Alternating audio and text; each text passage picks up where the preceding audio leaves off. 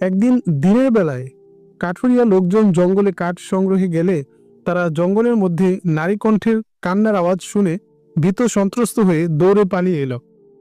তারা এসে এই খবর শোনালে অন্য লোকজন জঙ্গলে কোনো বিপদাপন্ন নারীর কান্না কি না তা যাচাই করতে গিয়ে কোনো জনমানুষের অস্তিত্বই জঙ্গলে খুঁজে পায়নি। একদিন রাতের বেলায় বিপন্ন নারী কণ্ঠের কান্না শোনা গেল।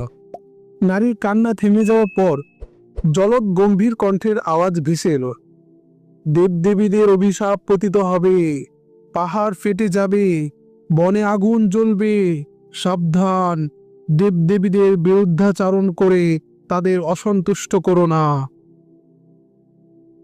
ইমাম সাহেব আরো বললেন, এসব কথা শুনে আমি তাদের বোঝাতে চেষ্টা করেছি, দেবদেবীদের কোনো অস্তিত্ব নেই, এসব দেখে তোমাদের ভয় পাওয়ার কিছুই নেই, তোমরা সর্বাবস্থায় আল্লাহকে স্মরণ করবে।